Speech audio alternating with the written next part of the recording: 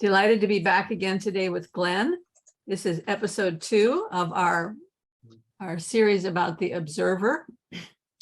And I know Glenn wants people to comment. So if you have comments about what he's saying, that would really help both of us a lot.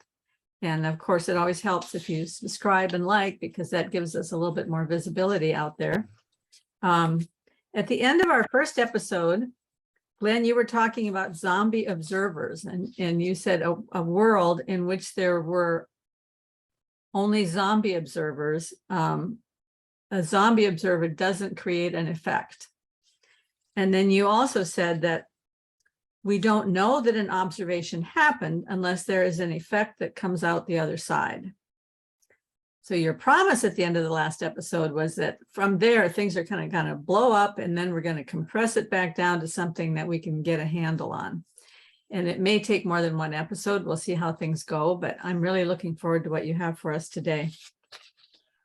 Okay. Yeah, I appreciate why there wasn't too many comments on the last one, because it was rather technical. And but I want to start there and return to the delayed choice quantum eraser and just touch base a little bit more on that one. And then use that as a launch for what comes next. So I'd like to share screen, if that's okay. Sure. There you go. See, share screen.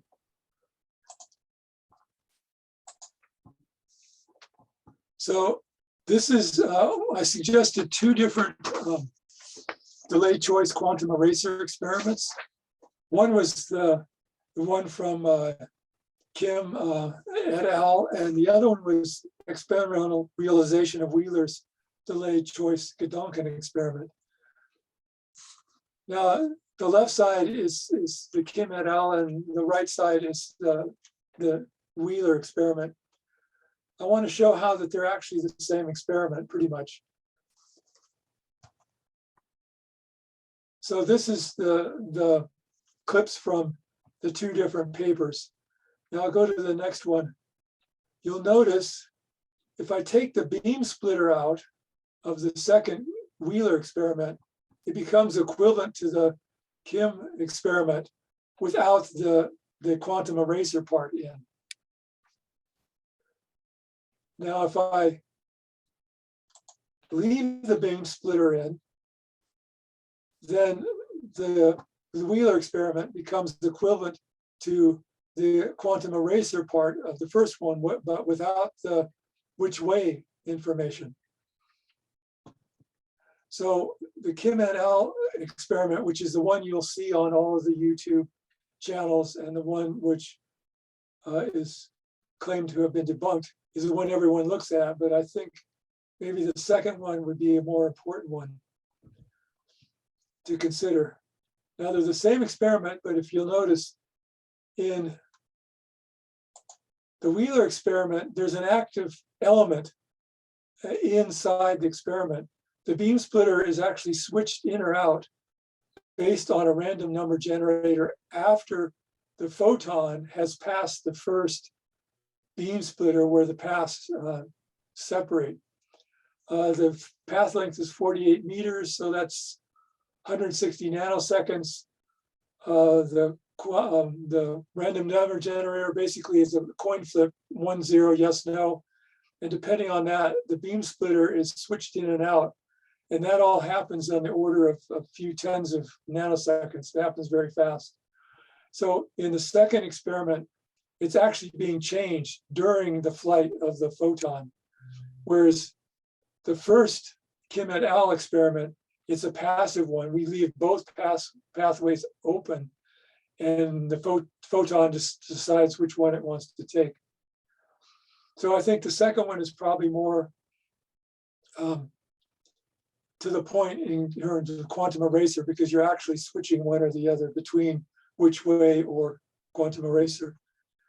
And if you look at the data outputs from the Kim et al., you'll see the two different detectors give the kind of that interference pattern. But if you have the which way detectors, you get just a standard single slit diffraction kind of mushed out pattern.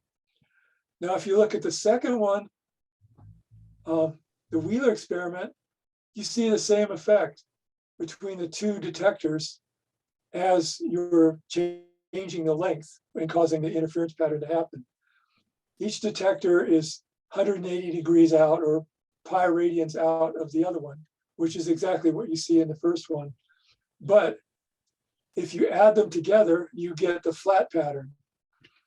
And I know that was sort of a point that was considered relevant to a criticism, but you have to Yes, remember that was Sabine Hassenfelder's criticism. right. But you have to remember these experiments are a single photon at a time coming in. They're not a wave coming in. So if you have n photons per second coming into the experiment, the detectors better add up to n photons per second. So it's not a mystery that the sum of the two detectors is going to be a constant value.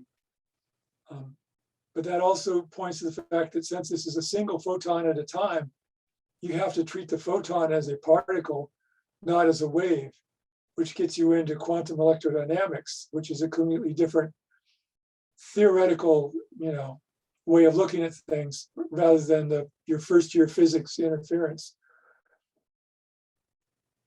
So the point I was trying to bring up is if you think in terms of Duhame's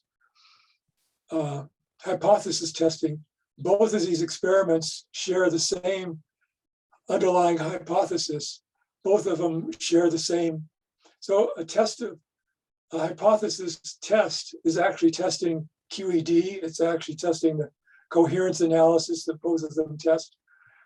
There's a whole stack of stuff. So any experiment like this, which is using the same underlying theory,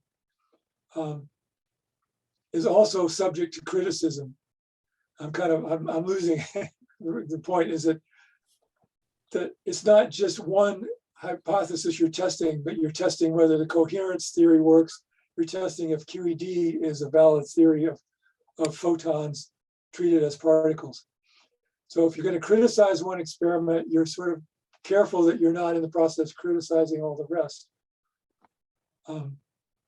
I'll leave that to the big guns in physics to debate this. I'm not going to take on Sabina on this one.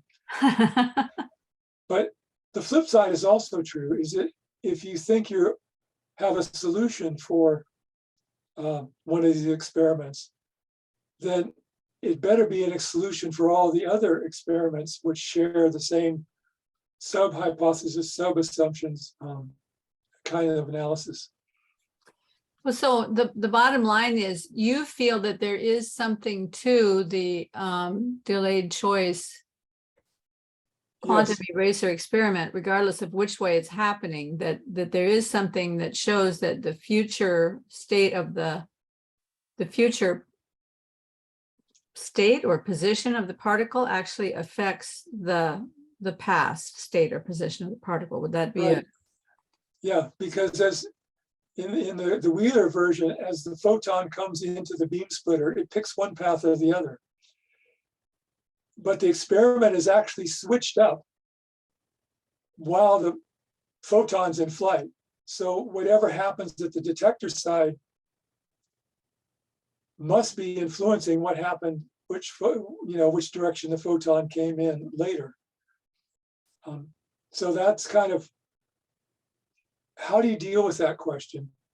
And then I'm going to leave that, I'm going to come back to it, and then step up to, I talked about the strong free will theorem and the free will theorem, which was an earlier version, and what it actually says. And that's kind of there's no consensus, I think, exactly what it means, other than everyone agrees that it doesn't prove that free will exists. It doesn't. It doesn't. It doesn't. But what it actually says, let's go backwards. If we go back to the original experiment here on the left, the Kim one, this is a passive experiment. And so the detectors are all active. The photon comes in from the left, and all possible pathways are available to the photon. what the experiment detector, the coincidence circuit reports, in a sense, is what the photon decided to show you. The Wheeler experiment, you're sort of forcing a change during the act of the change, but the first one is a perfectly passive one. So whatever happens, the photon decided to do it. You can't say that the quantum eraser part of this experiment affected the diffraction pattern because it was just there already. So this is how I kind of look at this. The free will theorem is he's trying to say is that in some experiments, it's almost as if the photon or the electron or whatever it is actually decided what it's going to show you.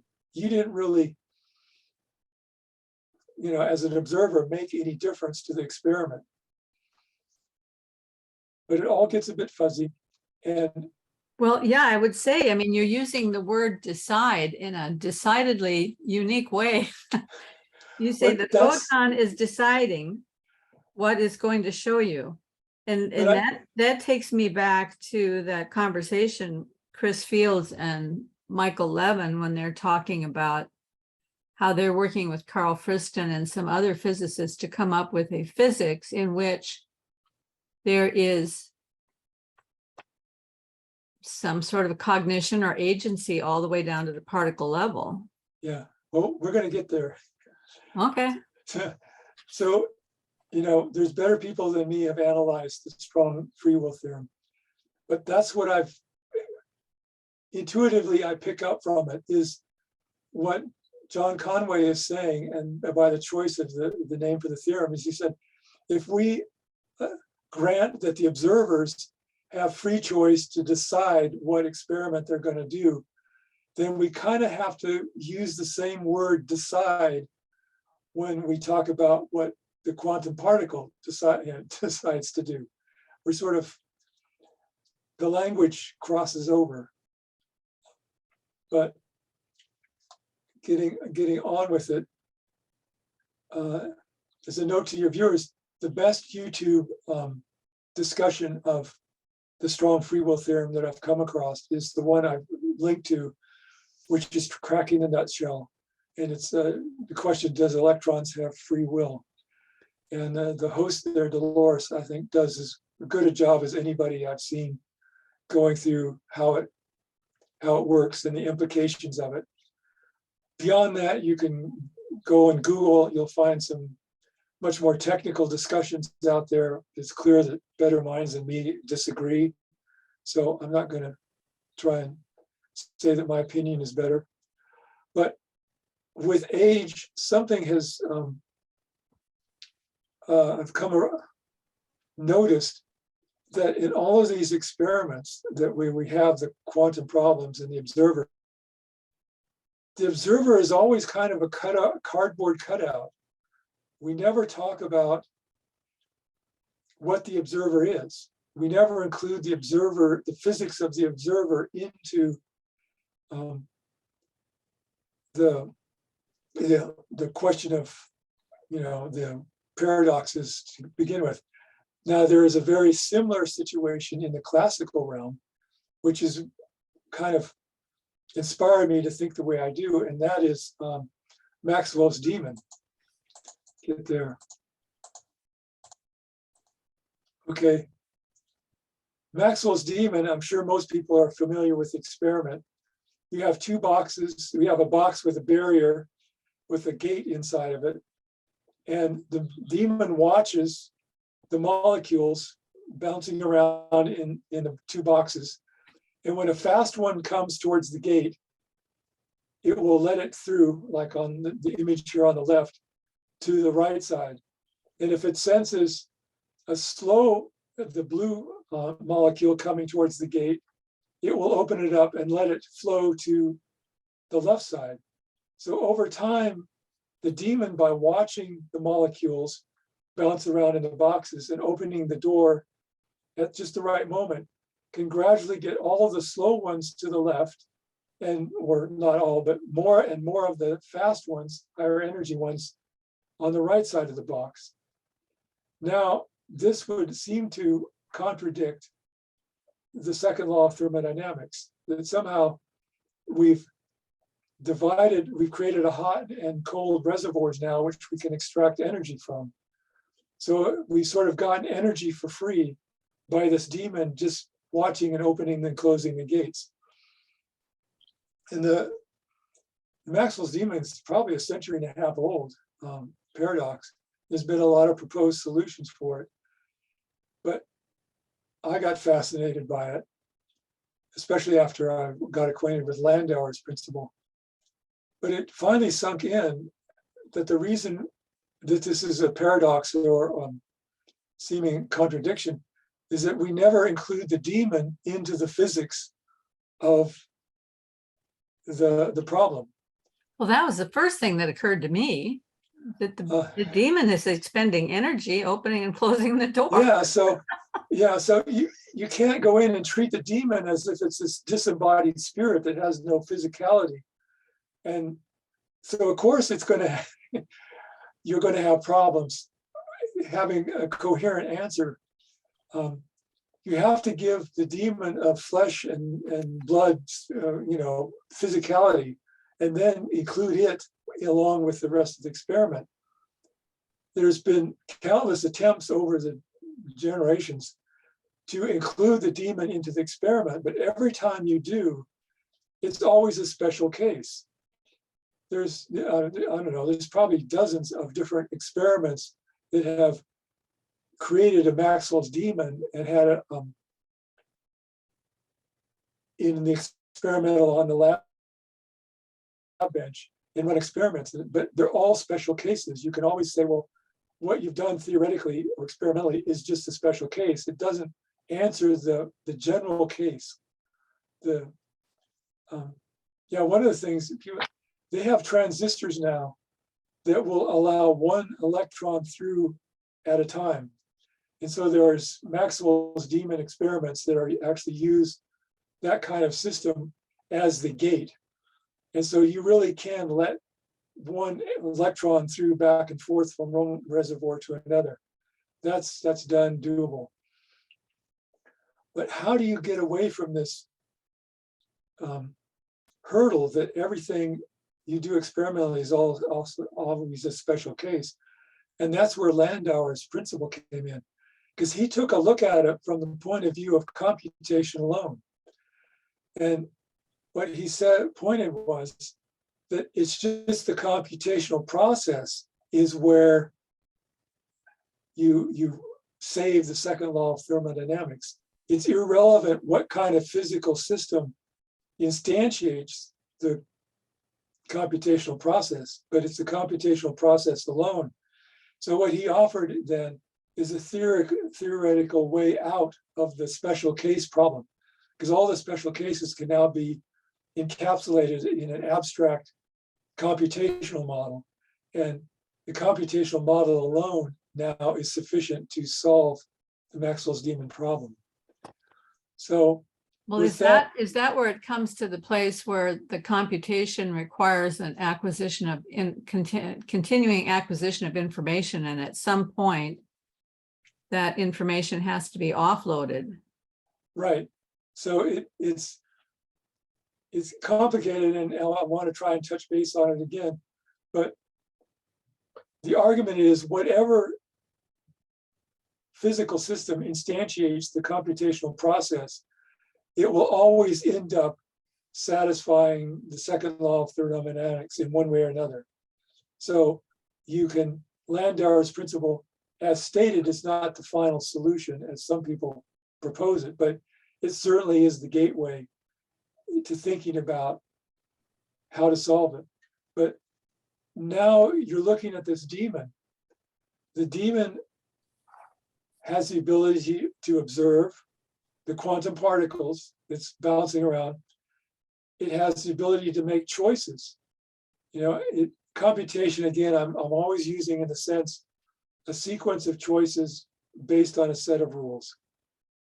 So by looking at the quantum things, it makes an observation, it makes a sequence of choices based by a set of rules, and then it acts back on the system by affecting the gate. whatever the gate might be, opening or closing the gate. So if you notice, the daemon is actually an input, think about it, output structure. And that's exactly what Friston's model in abstract outline form is an input, some kind of decision-making process, which is inside of a boundary, which isolates it, and an output. So again, if we go back to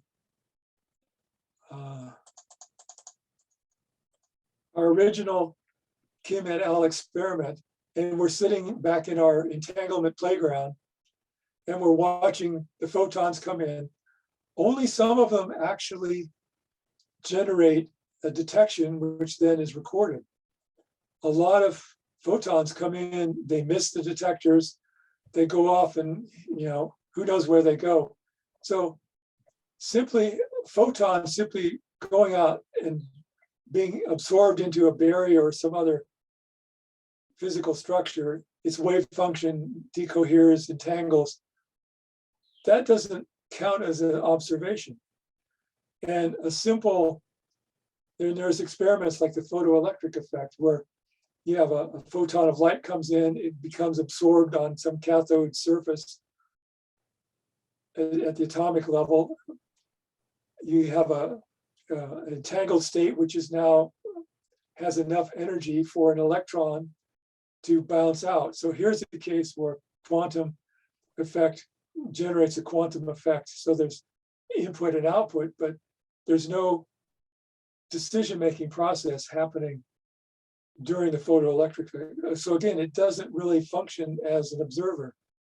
It seems to be only the times as we're sitting here in our playground watching things happen that something counts as an observation, is if there's some kind of sequence of choices happening, some decision process happening between input and output. So kind of ask yourself, who is it, or what is the observer? Was it the bell in its case when it was rang? Was it the coincident circuit, our stranger sitting in the corner? Was it the grad student picking up the thumb drive and opening Excel? And what it strikes me is the process of observation is a whole link of things. And the observer always seems to start looking like Maxwell's daemon. You have some kind of observation where the quantum system creates an effect internal system. There's a sequence of choices. Then there's an act back on, and that goes out. So I'm going to take a deep breath now. And Yeah, okay. So what I'm trying to say is the observer, if you consider it in quantum mechanics, could be our Maxwell's daemon. So let's go forward. So I'm just throwing that out as a proposal for other people to think about and argue about. Well, this is a strange. Well, hold on a second. Is Maxwell's daemon just a theoretical construct for trying to deal with this problem of how entropy works, or is there the suggestion that there is actually something like Maxwell's daemon that operates in the world to decrease entropy? It started out as a thought experiment, as a possible contradiction of some of the interpretations of quantum of the second law of thermodynamics, going back to late 1800s. So, like I say, we're going on a century and a half now since Maxwell first proposed it. So, it's always been that funny question: is it possible to get around the second law of thermodynamics by some clever daemon acting on a system? And there's never been a good put down to say, no, you can't do that. A nice, comprehensive, satisfactory, one size fits all. But I think we're there with Landauer's principle. Okay, so now we're back to, this is from Cracking the Nutshell and her take on the strong free will theorem. And she talked about choices going forward. And she posted this nice diagram of now is the middle. And each time you make a choice, you're branching possible future paths. So this is meant to show all of the possible paths from now going into the future. And each node, oh, wait a second, I'm not sharing. Oh, yeah, I'm Yeah, you are. No, it's okay. good. I Yeah. forgot. Yeah, so each little node is a point when a choice is made of possible future paths. And so as you go into the future, you take one thread. So the diagram is all possible paths, but in reality, we only take one of these threads forward from now into the future. One of the things to think about when we've talked about the free choice, and I've suggested another way to look at it is to think in terms of causal disconnected or causal independence, that you reach a point where what happens next is not determined specifically from the past. Another way to think about it, I think I see from this diagram, is that when each point happens in space and time or whatever, when a choice becomes possible, what you're saying is that there's multiple pathways into the future, which are all still consistent with the past history of the universe. And so I think that's a nicer, less loaded way than to say free choice. Think about quantum mechanics is about probabilities. There's moments when a choice happens, when the branching, and when I say a choice, I'm kind of thinking in terms of the branch point in this walk towards the future. In quantum mechanics, what happens next is just given by probabilities. You can do the calculations, you say, well, there's a 20% probability that this will happen. So a quantum mechanical process is a random process. So each point as you go forward, you kind of take a random walk into the future. And that's okay. But quantum mechanics, we're happy with the notion that there's multiple pathways into the future, which are still consistent with the past history of the universe. And we're okay with that when we think of quantum mechanics. If you think in terms of quantum computation, and I'm thinking that if you take computation as fundamental, then what you're saying is each point where multiple pathways become possible, you can actually pick one based on a set of rules. So a computation then is a rule-driven, directed pathway into the future.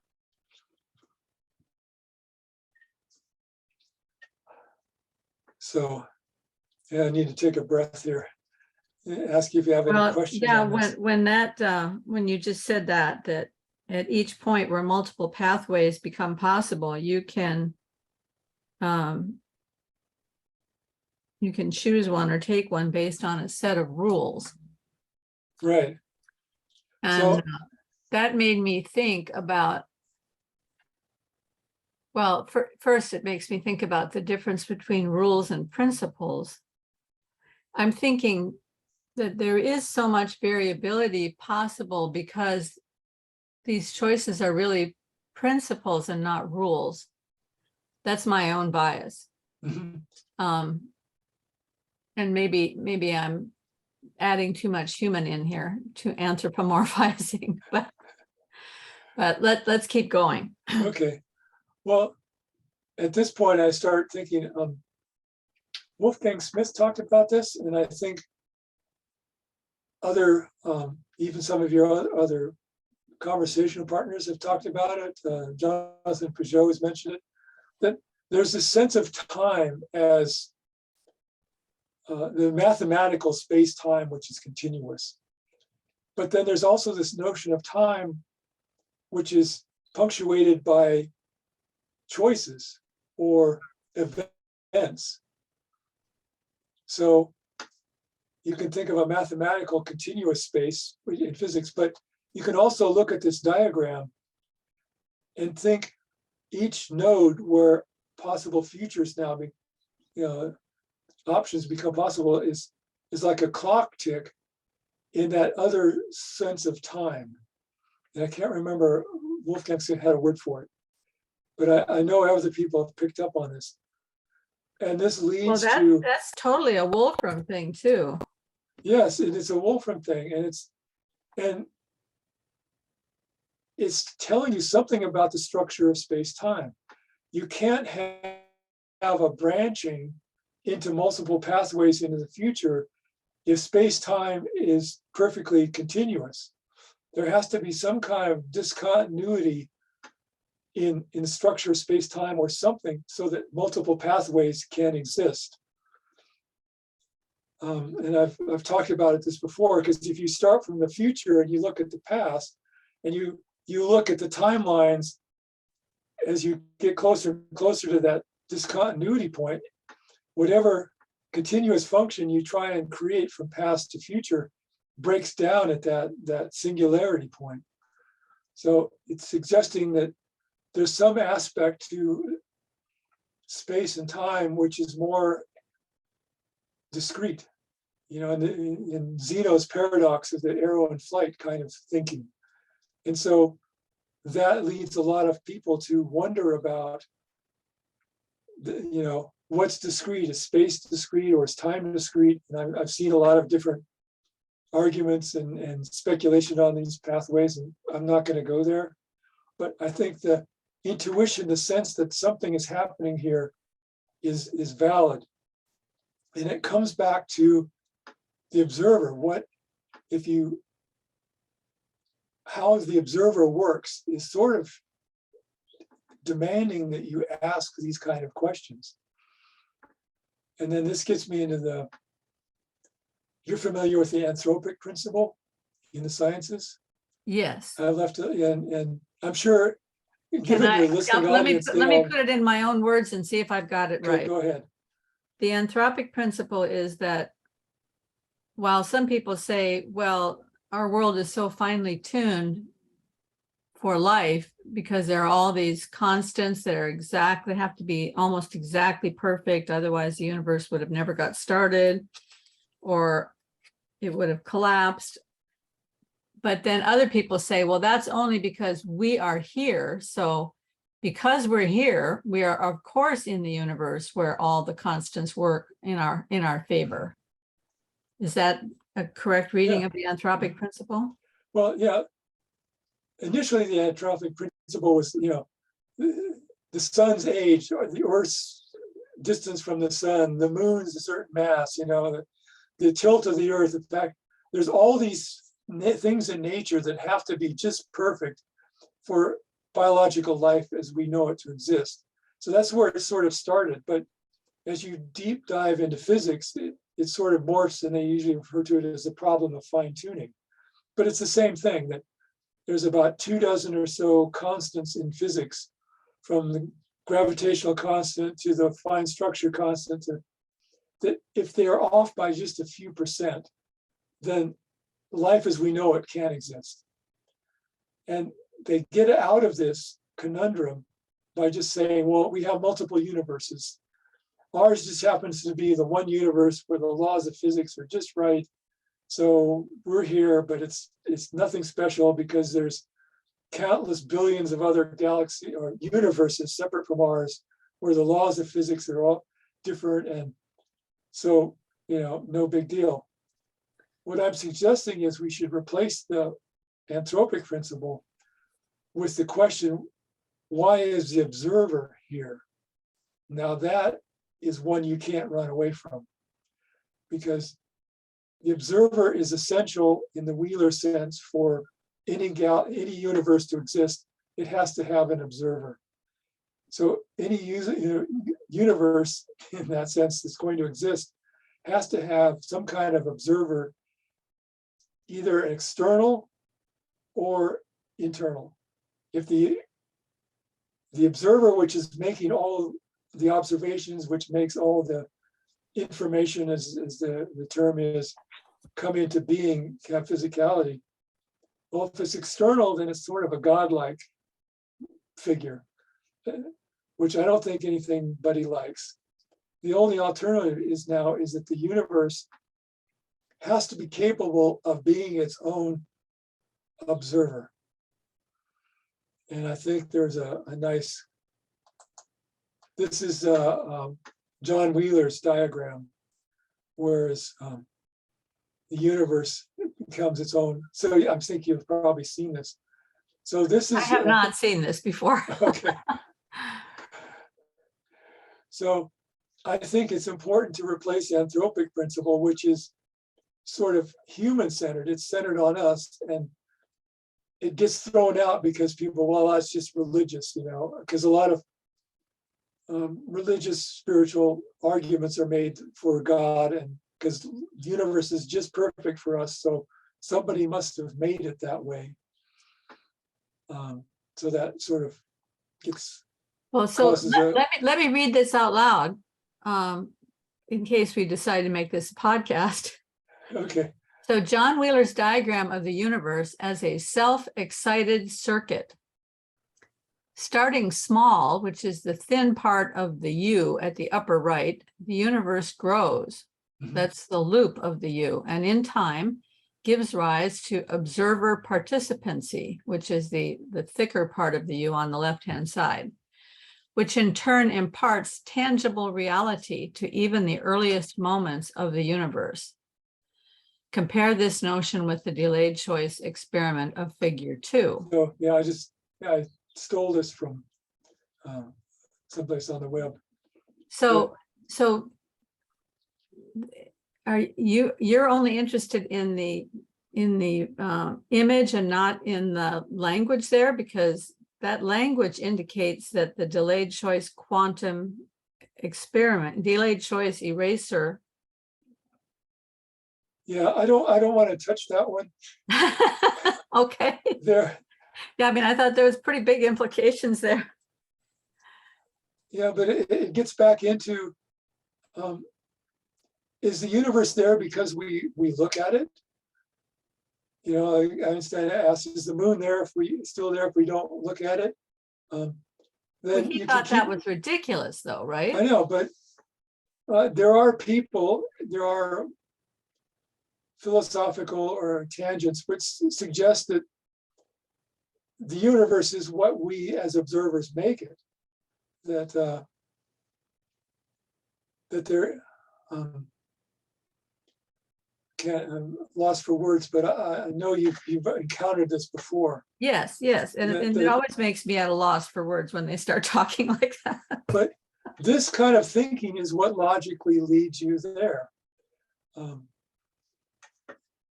Is that we as observers make the universe what it is by our observations. And I don't like that. Most people don't like it. But if you start with John Wheeler's thinking, it's kind of like, well, yeah, that's where you're going to end up if you take his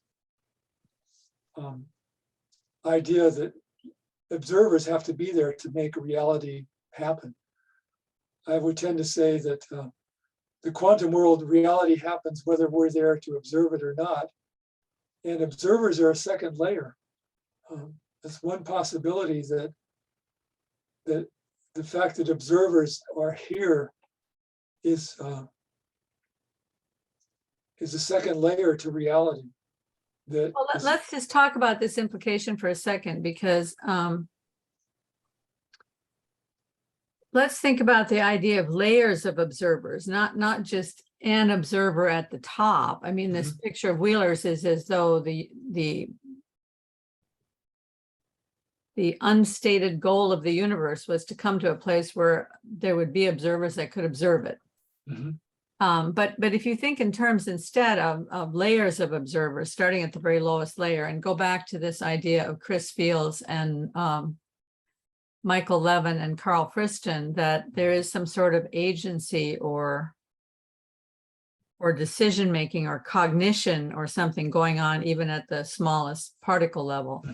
Couldn't there be some way in which these different levels of quantum reality and then atomic reality and then molecular reality, that these all have some sort of observational capability on the layer below, so that, which is kind of what I think that Wolfgang Smith is implying in his vertical causation.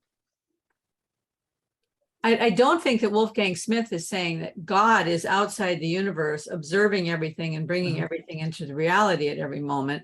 I think he's talking about reality being knit together. Yes, God is essential in this process because the scripture says that in him all things knit together, but that it's taking place at all these various levels all the way up. Well, you can get there if you keep playing the game abstractly to the notion of levels in observation or consciousness. What maybe you're asking is not levels of observation, but levels of consciousness. Well, does we can get there? So we will get hold there. on a second. So you're saying that observation does not require consciousness? I'm saying observation does require a concept of consciousness. But what I'm afraid is we've always used that term in reference to us as, big agents. If we're not used to thinking of it in terms of a simply abstract mathematical stripped down view. So whenever an observer makes an observation, it has to entangle itself with whatever quantum world is around it. But it can't entangle itself with everything. There's only certain things that it can. So consciousness, in its probably most stripped down sense, is simply the ability to be aware and interact with the world around you at whatever level of reality you're at. And oftentimes, the nature of things, a system can only be conscious of so many things. So there's a certain, I call it universe of awareness or universe of consciousness, is those things in the external world that an observer can interact and engage with and entangle with so that it can make a measurement. Remember, all measurement at the quantum mechanical level is entanglement. And entanglement implies that there's some connection, physical, there's a law, there's some, force, whatever. So there's a physical connection. Sometimes it's there, sometimes there's no connection, and no entanglement is possible. Well, in the way that you're describing that, I get a full-blown picture in my head, for example, of a plant or a tree that in some sense is making measurements with Yes. when the light comes into the plant, and then the plant is using the photosynthesis natural forces to bring life and nourishment to the plant, and green and all that kind of stuff. Those are all measurements. Yeah. So you could say, and they're entangled. Yeah, well, at the level of every, light sensing, it senses sunlight. So at some level, there's some molecule, chlorophyll or something, which is sensing the light. There's a quantum mechanical interaction where the photon hits some, optic center in the protein structure and creates a ripple effect that now goes out through the whole structure of the. Plants are aware of the temperature, probably night and day, moisture content, heat. So that's its universe of awareness. That is the things that you can say a plant is conscious of, because that is the things that it provides its data input, so to speak. So what we're getting to right here, this is very, very important, because what we're getting to right here is a kind of a tension.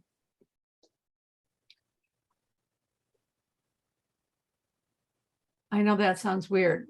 Probably sounds weird to you, but there's been a lot of talk about a tension lately, especially since McGilchrist and Peterson have been talking.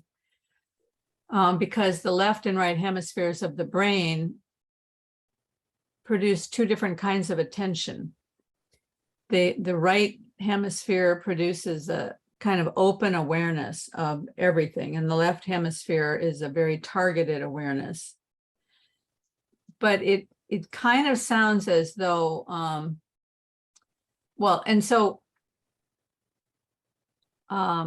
this idea of attention fits together with how, when Jonathan Pageau talks about how the whole world fits together, you can put this whole idea of attention together with telos, because telos says that things are growing towards a certain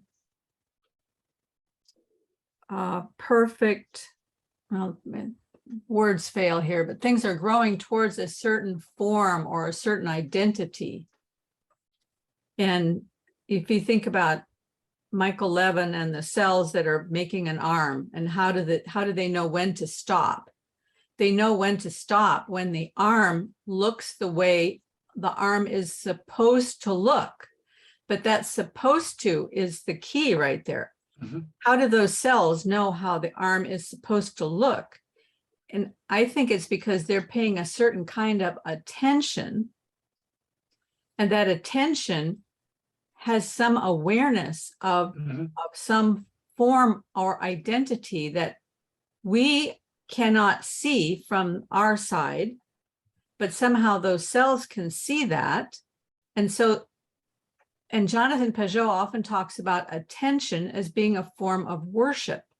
So I think this whole idea of goals and telos and completion and attention and worship, they all fit together somehow. I've been wanting to sit down and write it out somehow, but it's just, at this point, it's a big jumble in my head. But when you get to this place where you say all measurement is entanglement, what you're really saying is that entanglement is relationship.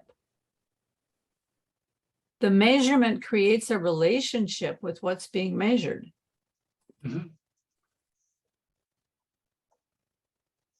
Did I go too far off the beam? No. Exactly. Well, your remarks sort of spawned this, a couple observations. Is what I'm suggesting is one of the central features of what the observer has to be is the notion of computation. Computation is a purely classical process.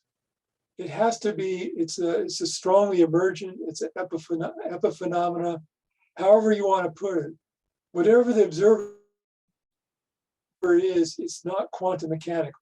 It sits on top of quantum mechanics, and it behaves by a completely different set of rules. All computational systems are composite. A single atom by itself can't display computation. A single transistor by itself isn't a computer. But if you stack a bunch of transistors together in the right order, now you have a system capable of computation. So one of the things I keep coming back to in my own speculations is that whatever computation is, it's an emergent phenomena, which means it's a group phenomena, which means it's a epiphenomena of a collection of something else. So whatever is going to be the observer, it has to be a collective system. It can't be a single item. So the smallest systems, collective systems, composite systems capable of computation, those are the smallest units capable of for which the word consciousness would apply. So I think Michael Levin and Chris Fields, they were thinking in terms of consciousness maybe extends all the way down to atoms and electrons. What I'm suggesting is if you focus on the observer and really try to understand what this thing is, you realize it has to be composite. So consciousness ends at the smallest structure, composite structure capable of computation. Again, I'm using it in the abstract sense, a sequence of choices based on a set of rules. Okay, let me just repeat this so I get this down. Consciousness ends at the smallest set of, do you remember what you said? Composite structure. The smallest composite structure capable of computation. Right. Now, if you start thinking along these lines, whatever a computational system is, it has to be causally disconnected from the underlying quantum world that makes up all of its underlying parts. Again, part of emergence is there's the presence of a boundary. There has to be an inside and outside. Weak emergence, the boundary is artificially imposed, like in thermodynamics, where the cylinder and the piston. Strong emergence implies the boundary is self-created, so that you can have autonomy. You can't have self-awareness without a boundary. And I'll go back to this real quick. The observer in this has to be autonomous. It has to have a way of disconnecting itself from the universe as a whole before it can become an observer. Again, I think Carl Friston's model is capturing this notion, inside and outside, a boundary, and this sort of a kind of a computational process goes on inside. Can I ask you a really quick question here? Yes. You said you can't have self-awareness without a boundary. That immediately made me think of Sharon Glotzer's experiment with the particles, where she kept reducing the amount of space available to the particles. And she kept making a tighter and tighter boundary. And at a certain point, the particles self-organized into a crystalline structure. So in another part of the video, when she talks about those particles and the way that they organize, she said they're organizing based on, I'm not using her language probably, but this is how I understood it, based on finding the most amount of freedom for each particle within whatever structure that they're in. And so this crystalline structure gives the most space or the most freedom to each particle, even though as the space gets constricted, it has to choose a structure, it has to come into a structure that gives each particle the most space or the most freedom. That sounds very much like what you're talking about, that how do these particles know, quote unquote, how much space they have, and well, why does it matter? That's an excellent question. In her case, the boundary is artificially imposed as part of the computer model. Yeah. So what you're looking at is weak emergence, and that does give rise to spontaneous ordering, crystal-like structures. And that is correct. But the structures that spontaneously appear are not capable of computation. I think there's another researcher, I think the name is Jeremy England, hopefully I'm right. He's done a lot of work with systems that are far from equilibrium. And I guess, what does they call it? Self-organized criticality, I think is the word. And there again, when you force systems way out of equilibrium, you will see spontaneous ordered patterns appear. And he's also suggested that as a possible explanation for origins of life, and you can get into chaos and strange attractors, and there's all sorts of ordered patterns you can see appear. Mandelbrot said, I think we've talked about that in the past. But none of these ordered patterns that arise from these other processes are capable of computation. So I think if you take, again, computation as something fundamental, then that will automatically exclude a lot of these potential choices that people have put out there for origins of life. Because a lot of them, they don't have the interaction. Once the crystalline structure forms, yes, it's ordered, but it's not capable of changing shape in some way based on a set of rules in response to an outside input. The self-organized criticality patterns, they don't persist long enough in time to enable a calculation or a computation to happen. Again, computation implies some kind of very stable system that can move between stable states based on rules, or the rules tell you how the state changes, but why it changes is the input from the observations. And I'll probably come back to this scenario again. Does that help answer that speculation? Yes. Yeah, so Yes, I was down in the weeds of weak emergence, but it's actually a strong emergence. strong emergence. Anytime you say the boundary is self-created, self-sustained, you talk about self-organizing, you're immediately talking about strong emergence. Now, getting back to the choices thing, I thought I'd save this to the end, but it's kind of a good spot to bring it in. Again, if you take computation as a fundamental basis for describing the observer rather than information, which is the current trend nowadays, thinking in terms of information.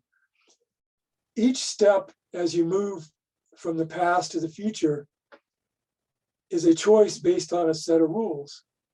Now, out of this, you can immediately get a toy model for morality.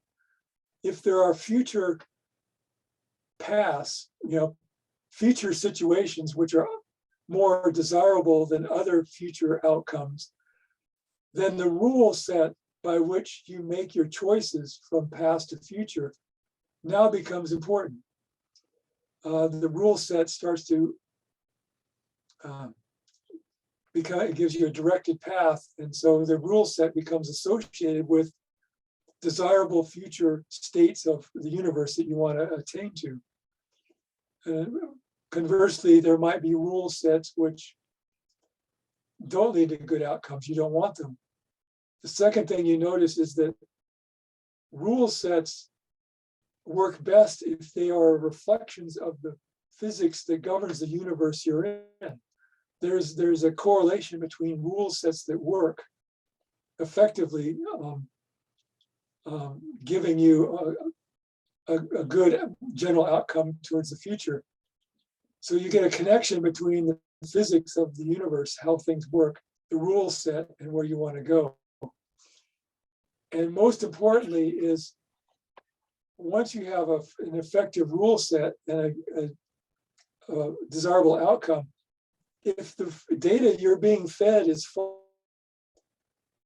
all the best rule sets in the world are going to take you off into some undesirable direction. Now, these three things form a trifecta, which is exactly what Jordan Peterson, a lot of his thinking all comes back to.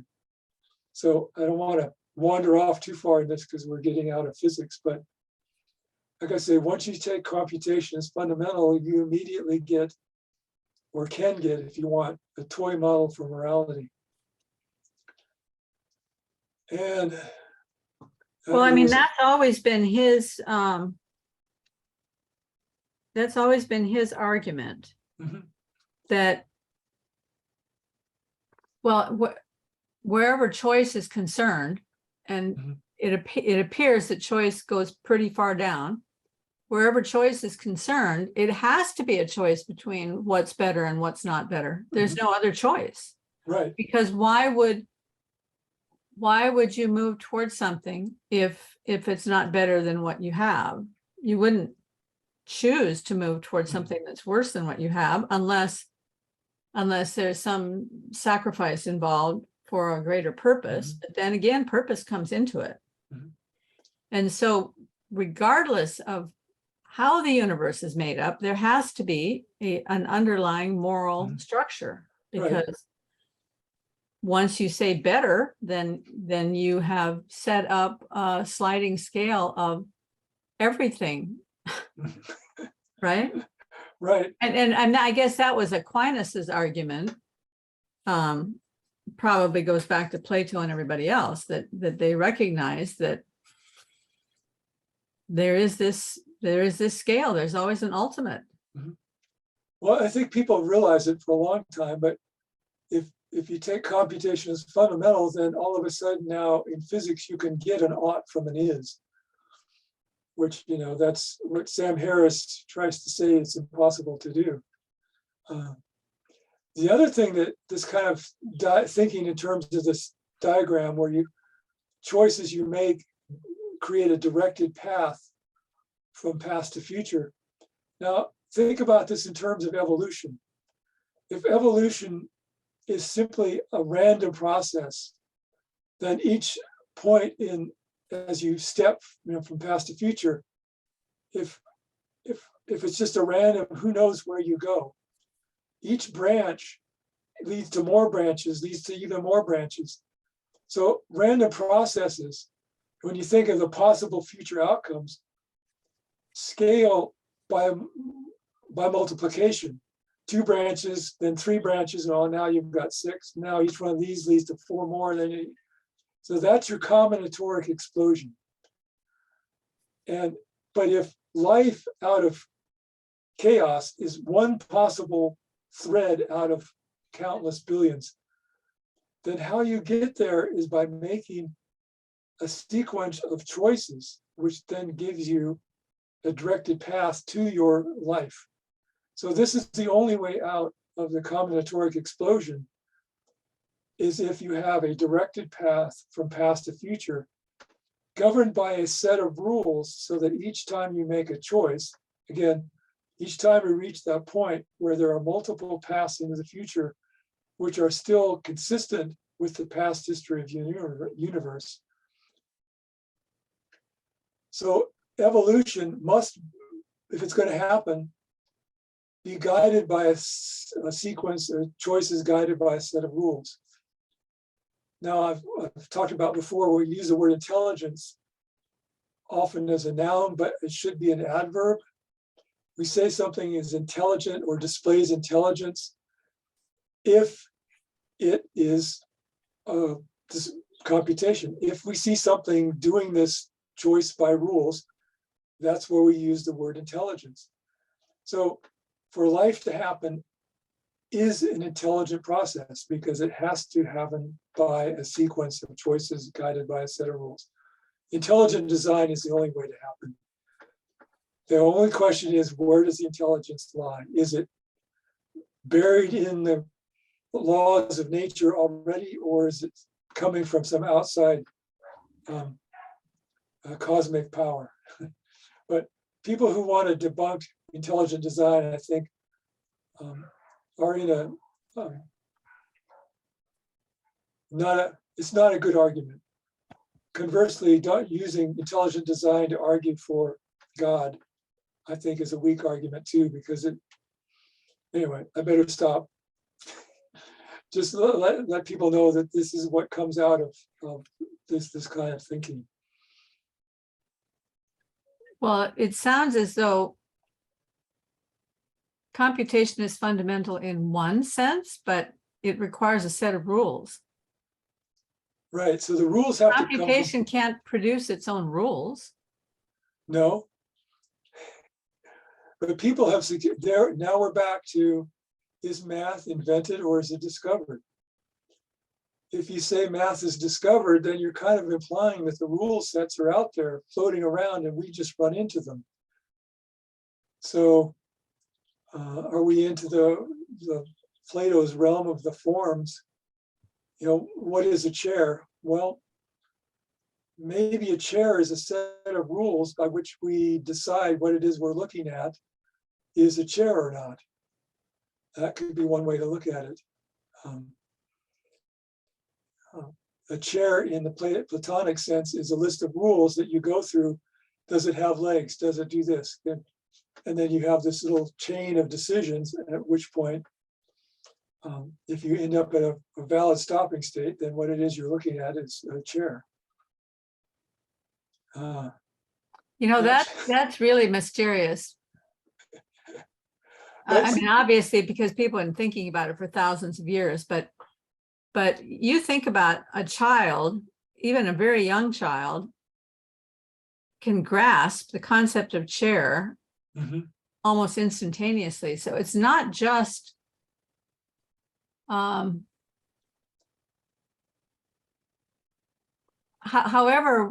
we have come to that, it's something we've passed on from generation to generation, obviously, whatever that set of rules is, but it's also because we are embodied beings. And so, Jordan Peterson is always saying that we know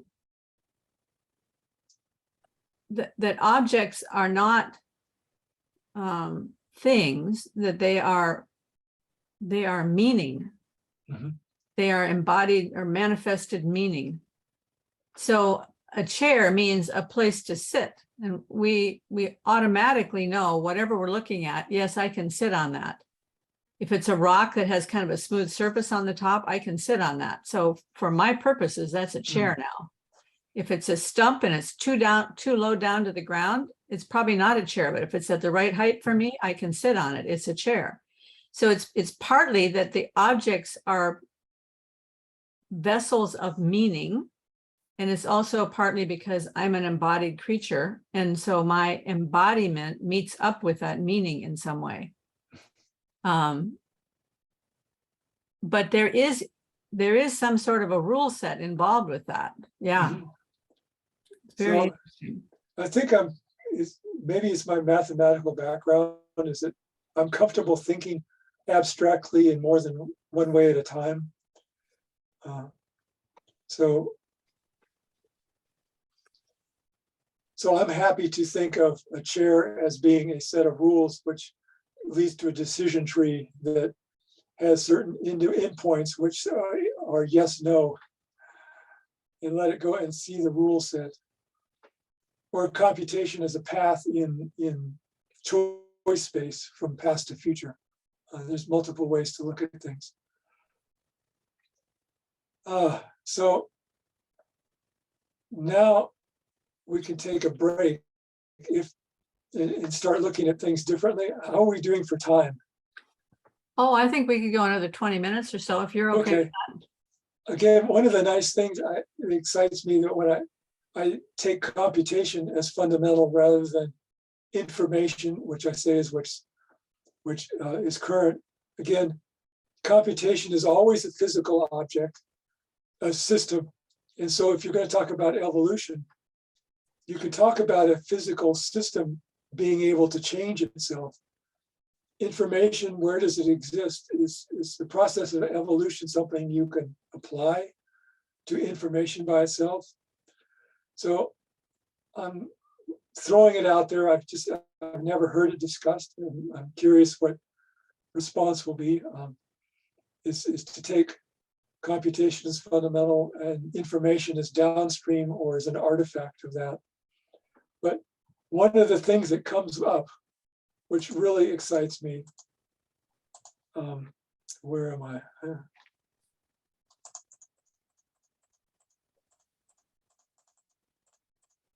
All right, there we go. Now, if you think in terms of computation, you immediately get languages. This is at the upper screen. This is taken from a screenshot from the Wikipedia page for Chomsky's hierarchy of languages. So if you look at the different kinds of languages that are out there when you walk into the theory of computation, they have regular, context-free, context-sensitive, and recursively enumerable. They're just funny words. Don't worry too much about it. But corresponding to every language, there is a physical structure, a computational system, which is capable of accepting or recognizing that language. So when you see there's hierarchy is already built into the realm of computation. the simplest forms of computation are finite state machines. Basically, they're a computer without a memory. The key and lock, the lock mechanism is a perfect example of a finite state autonomon. The universe of its consciousness is the universe of keys. So you can apply the term consciousness to a lock as rec keys. It has a way of recognizing the key. That's the extent of its universe of awareness. It makes a decision based on the pattern of the key, and it makes an output, an effect back on the universe by opening or unlatching or latching a lock. You move up to push down automata. Anyway, don't worry about it, people. The point is that languages and computational structures have, there's a correspondence that you can talk about languages as a proxy for machines. Now, getting back to the Landauer's principle when we talked about the Maxwell's demon, what Landauer was saying in some effect is I don't have to worry about what computational structure physically makes the demon in the experiment. All I need to do is go from hardware to software. I can solve the problem just simply in terms of the software side of it issues, and that is perfectly good for a proof in the laws of physics. So this allows you now to look at problems in terms of language rather than terms of hardware. It frees you up from the specific of hardware and think in terms of language. Now, when I was working on my RoboDog, and I was sort of, riffing on the conversation with Fields and Friston and Levin about, they use the word cognition.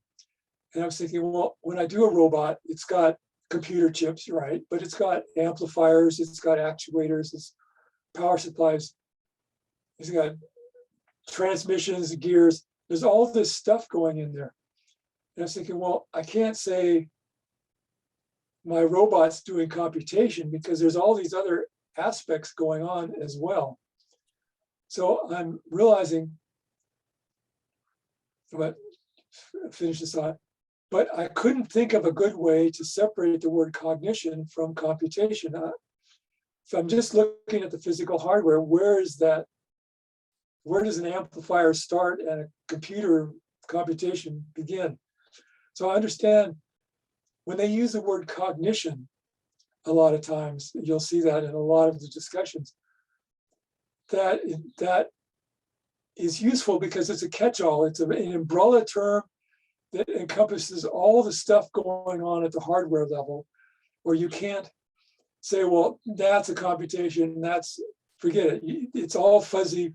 You can't really do it, give up, and just talk about the umbrella term cognition. But what I can do is I can look at what's going on and ask myself, can I describe what I'm seeing my robot do in these contexts? So in my case, it's the context-free language, which seems to be the level at which I can describe all of what the hardware is doing. So I say, I don't need to worry about what is a computation, what isn't in terms of the robot. I just say, the language that describes what the robot does is this. So therefore, what must be happening is a computation. So it frees me up by thinking in terms of languages to not have to worry about the hardware happening down at the lower level. So I'm gonna need to take a deep breath here. Well, okay, so while you're taking a breath, I'm going to say something. So if the context-free level is the level at which you can describe cognition in terms of hardware, earlier when you were talking about Levin and Fields and Priston, I was thinking that Fields, I think, says that he can't see any place at which you can distinguish cognition from consciousness. Mhm. That's because of his particular bent of mind. I think the other two like to use the word cognition because they think that there is a distinction between cognition and consciousness. So you could think in terms of a computer or a robot or an AI having cognition of some sort without having to think that it has consciousness. I think that's the needle they're trying to thread. But if the context free, then for you is the place where you can describe hardware accomplishing cognition, then context sensitive seems like that might be the boundary where some sort of consciousness comes into play, because that's one of the things about the human mind is how, you know, our whole salience landscape and our relevance realization and all of that is so context sensitive. Mhm. But you'd be amazed what you can do with regular language alone. So any system that's capable of computation, by definition, has to be conscious, has some form of consciousness.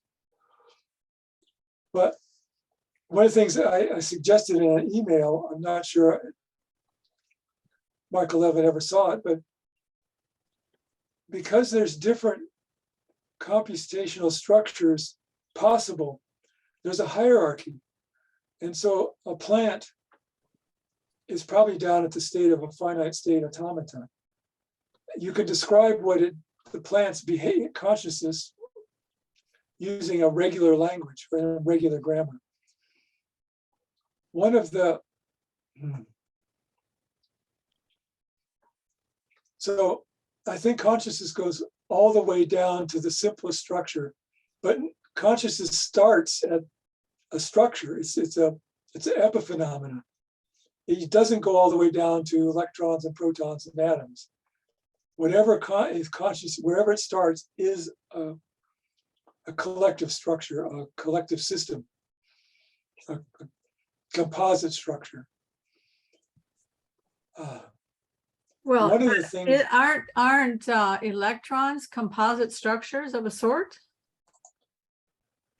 uh, I mean, it's made up of all these probabilities. no, I don't think so. They are a point structure all the way down, as far as we can tell. But every time they show a picture of it, it's always this fuzzy probability thing. It's not, composite structure is a necessary condition, but it's not sufficient condition. Maybe that's the confusing spot.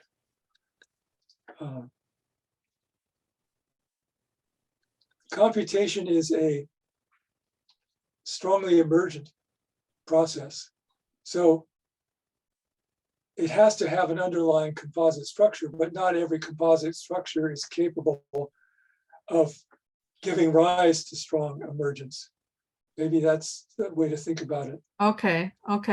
Does that help? Yes. Yeah. Again, you're coming back to Wolfram's concept of computational irreducibility.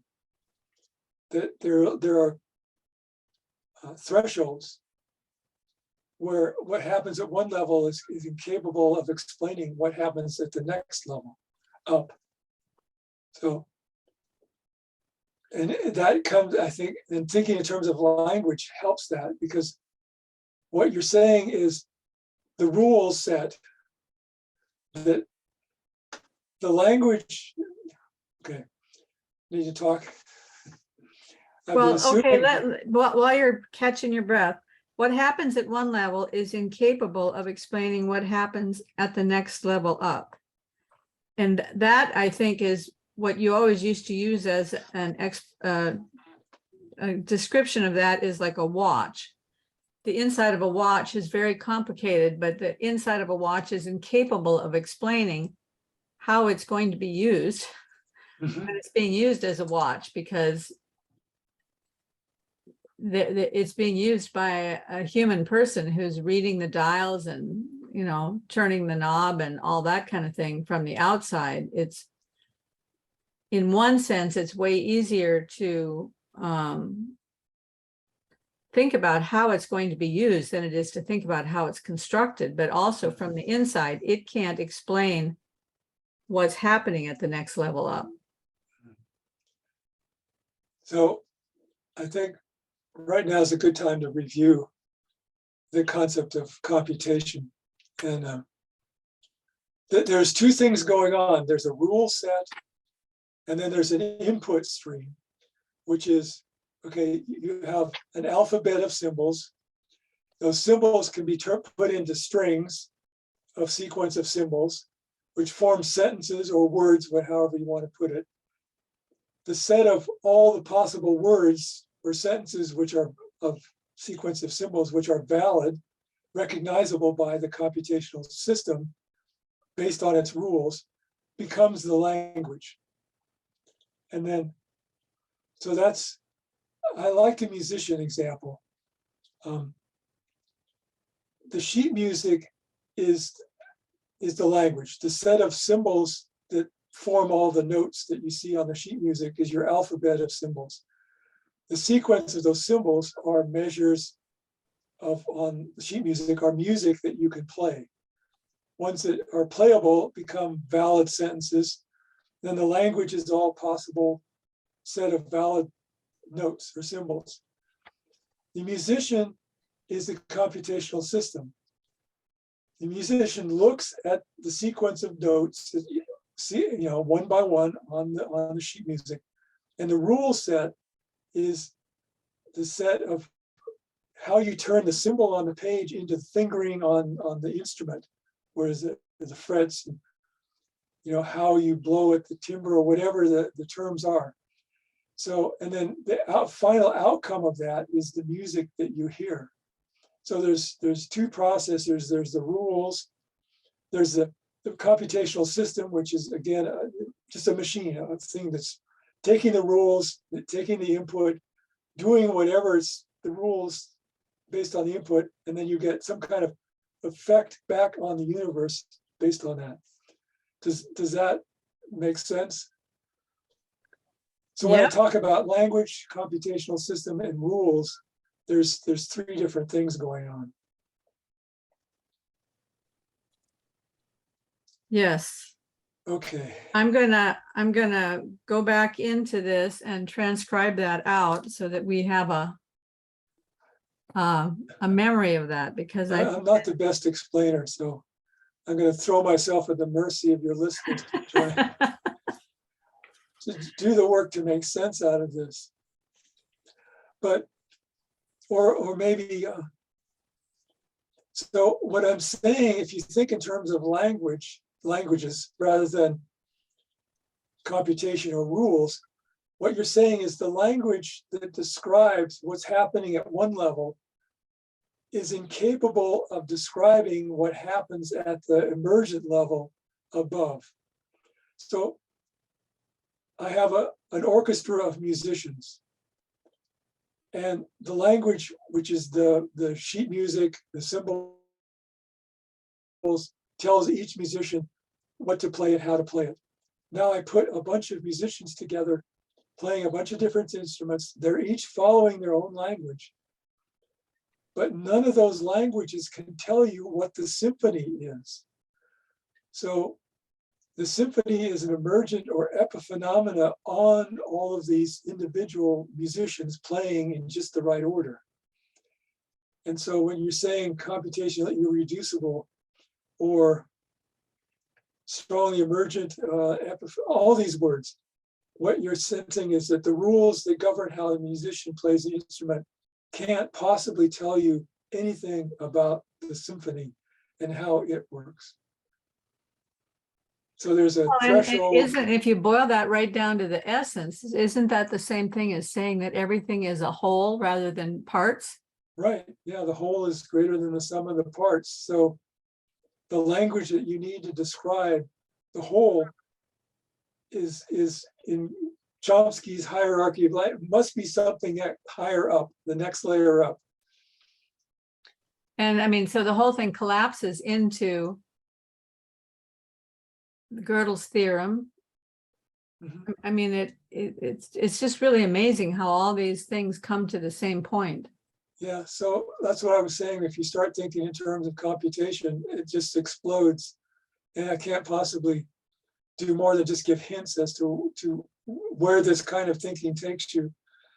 Again, if you look at the diagram, Turing machine is the top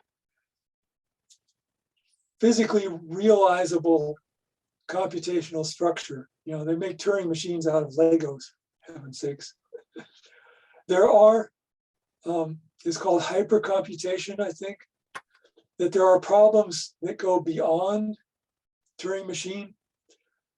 And that's a field of research. It's, some people call it voodoo, because if you get into languages which are beyond recursively enumerable, there is no physical structure you can make that will recognize those languages.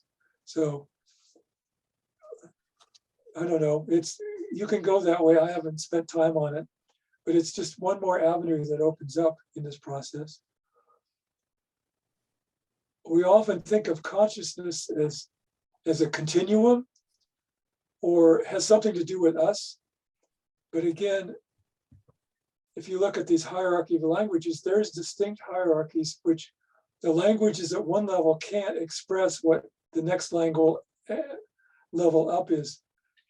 So you can categorize consciousness by where the corresponding computational structure that you're looking at fits in. So there's not just one consciousness, which is what we think of.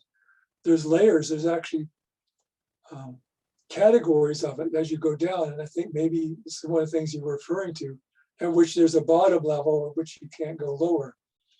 Again, I think this is unique. I've not heard anyone talk about this on my wanderings on the internet. I think it'd be fun to throw out there and see what kind of seeds this kind of thinking might grow into. Again, Well, if we take the simplest example here of the finite state automaton with the lock and the key, the lock is making a measurement. mhm. It But entangles with the as key. Wolfgang Smith points out, it's also not a quantum system. So Right. you're still many levels up from a quantum Mhm. system. So the question is, how do you build a quantum mechanical system which supports a strongly emergent, a causally disconnected computational phenomena that can happen on top, but is independent of the quantum mechanics going on underneath? So Well, if you could do that, it still wouldn't be a quantum mechanical system anymore. no, but because it would would, be but on top. it would tell you how to make the observer starting from quantum mechanics alone. If you can create a physical, strictly quantum mechanical system, but shows a behavior which is strongly emergent on top of that. So therefore, this whole entanglement gets the part of this, your observer entangles, but there's a part of the observer does not become entangled. It's separate. There's a phenomena which is not being entangled with the observer as a whole. Again, I think it's possible. I think it would be intriguing if someone tried it. If I was about 30 years younger and I had my youthful brain, I would probably commit myself to trying it. It's intriguing. I think people run away from it, but if you replace the anthropic principle with the equivalent observer principle, I think physics has to deal with it. I guess this is a good stopping point, or we can. Yeah, you've certainly brought up some very important points here. There's still some layers that we can still keep going if we wanted to finally Yeah, let's do it. Let's do tie it. all back. Yeah, let's do it. At least we've laid the groundwork here. So now we kind of know where we're headed. So hopefully I can tie it back quickly. Now, the question is, can we actually do this? We've talked about the observer as being a strongly emergent phenomena on top of a quantum mechanical system. Whether we can do it or not, that's a big question. But if we can, then origins of life questions become physics questions. And then all hell breaks loose. Sorry for the language in terms of philosophy, theology, social sciences, everything goes crazy.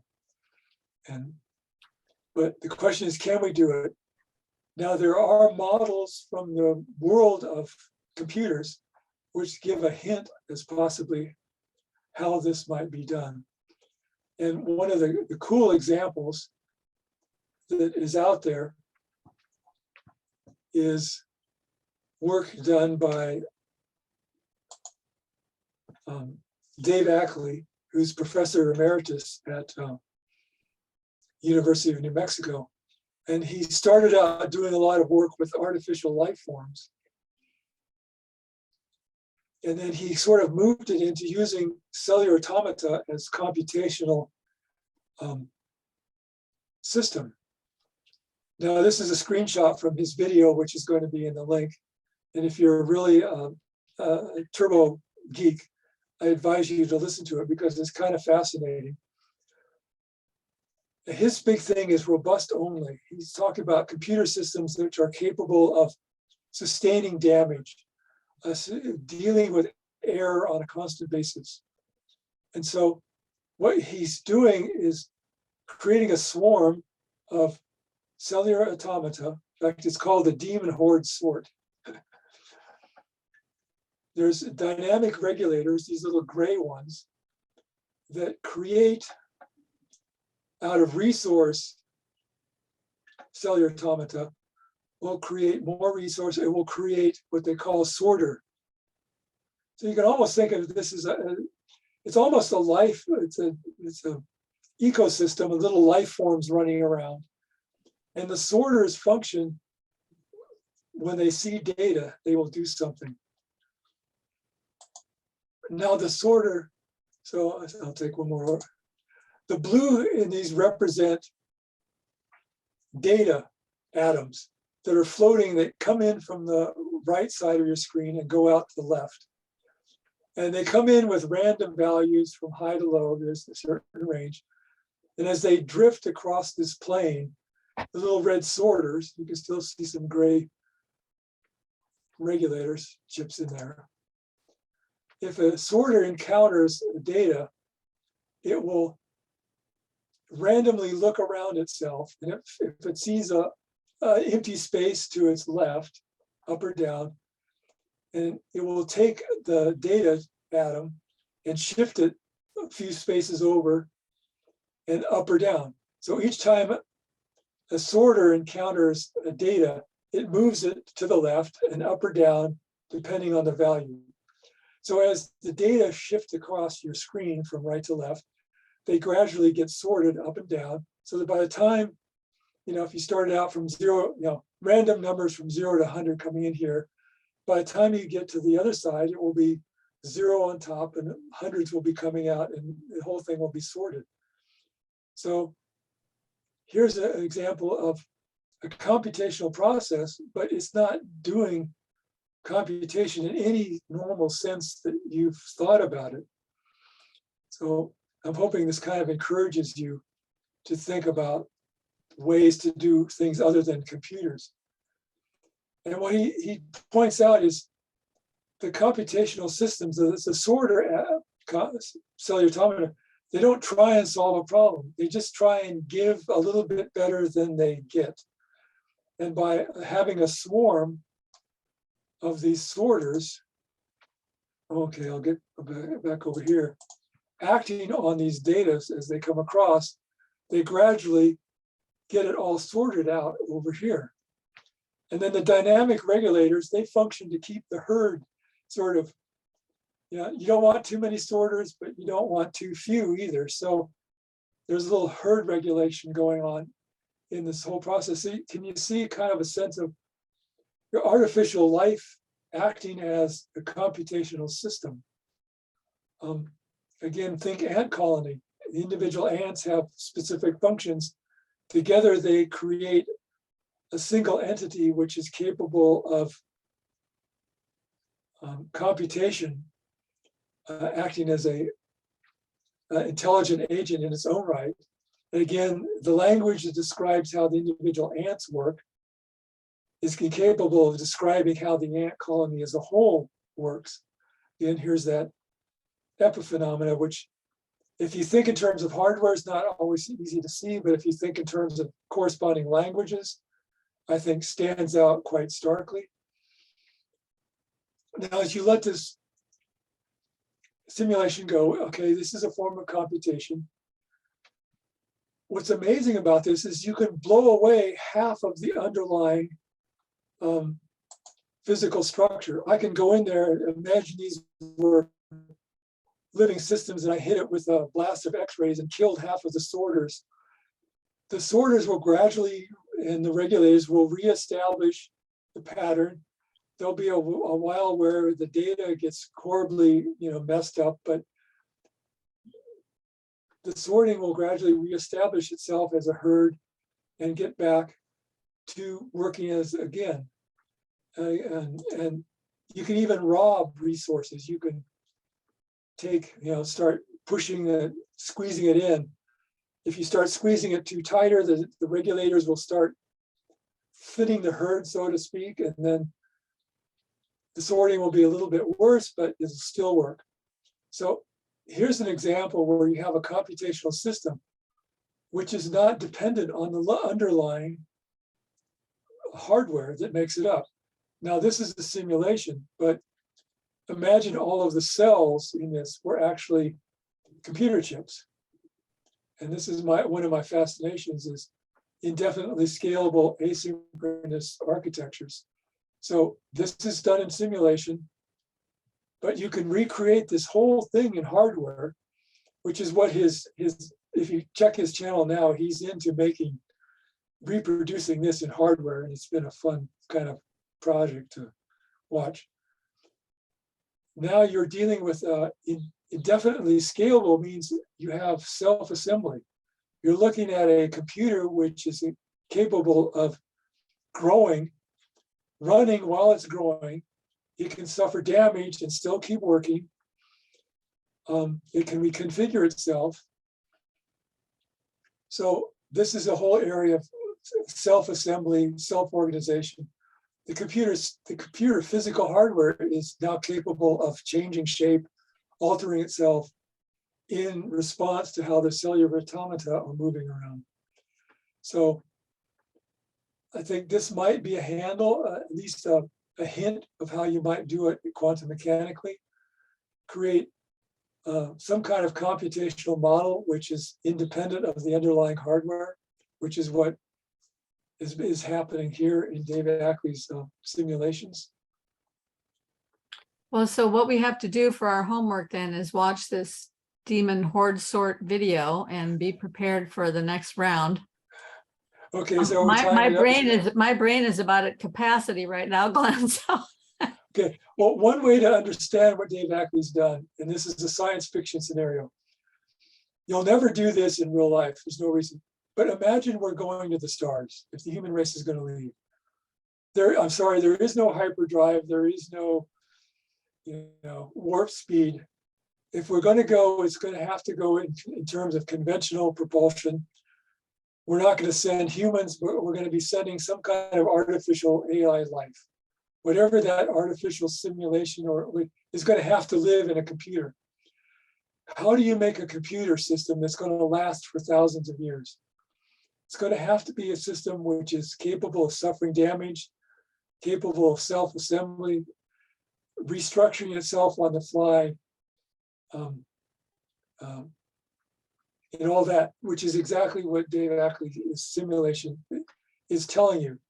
So if we're going to the stars, we're going to have to do it how Dave Ackley does it. So think in those terms. I don't know. Okay, that sounds really good. Well, let's get together I guess again. there's going to be a part 3. Yeah, part 3. Let's tie the knot on this. So it's been super good talking to you, Glenn. Can you stop screen share so we can say goodbye in a normal fashion? Oh, okay, I'm sorry. I'm just kind of That's lost. okay. I'm so It's been so good to talk with you again today. And I will put the links again in this video, and hopefully I'll find time to put timestamps in here so people can follow along, because I know it really helps to have timestamps. Thank you okay. for all the work that you did on this.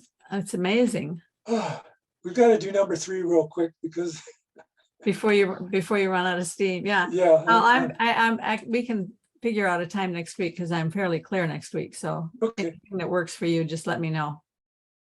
Okay, cool. Okay, Right, sounds thanks. good. Thanks, Glenn. Bye. Bye-bye.